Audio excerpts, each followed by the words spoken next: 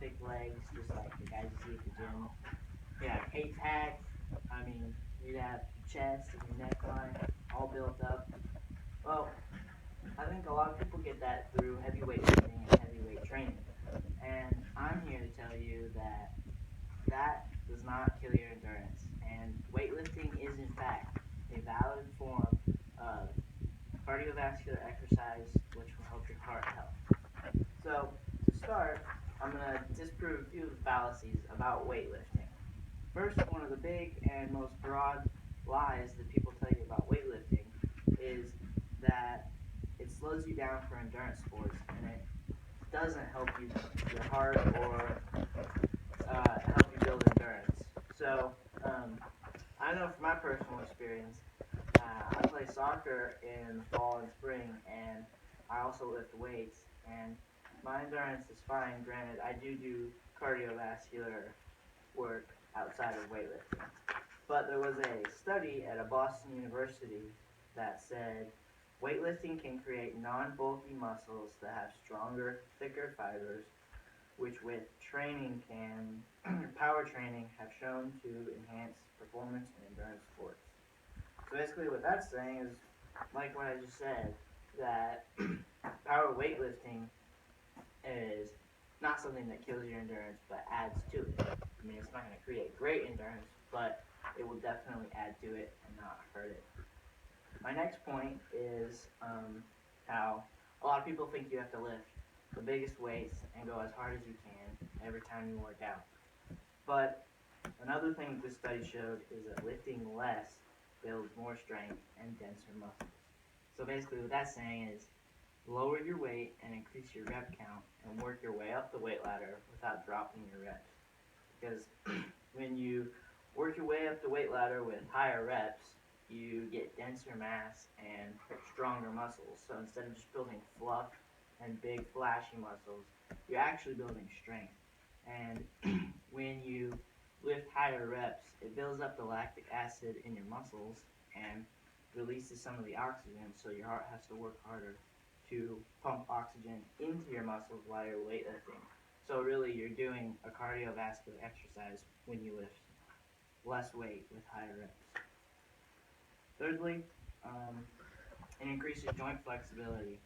I'm younger, so I don't have a huge problem with joint flexibility at this time in my life, but I think I see lots of older guys at the gym that lift and do stuff that I don't think my dad could do, and I think that's just because my dad hasn't worked out and hasn't exercised for a large portion of his life, so his joint flexibility and his joints can't take pressure some of these older guys I see at the gym can. My next point, even if no greater muscle mass is seen, weight training can increase the activation of motor units within muscles. And basically this just is kind of what I've been saying in a different way is you're not going to build fluffy big mass when you do higher reps, but you will work your heart and you will have more endurance. Another point, certain weight training regimens without any additional endurance exercise can in fact replicate most of the health benefits generally associated with running, swimming, and walking. And this is from that study at Boston University, so they've done many professional deep medical tests to prove these things. So I think that just shows that what I'm saying is actually true and factual.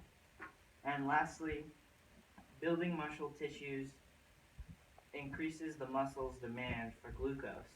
The muscles pull glucose from the bloodstream so that blood sugar levels don't rise dangerously. This helps to prevent diabetes.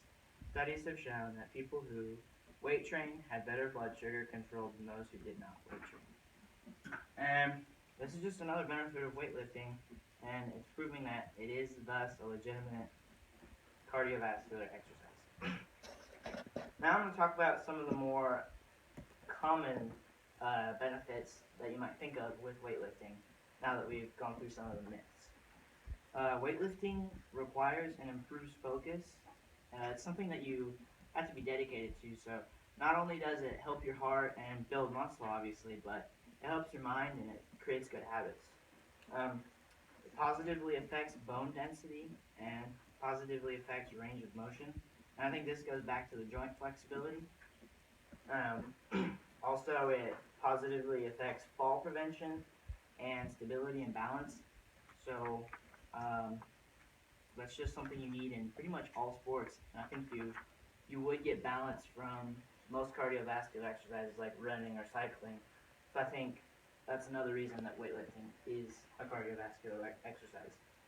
Um, it develops or maintains lean muscle, which provides several physiological benefits, which is kind of an obvious one, but it's the whole goal of weightlifting.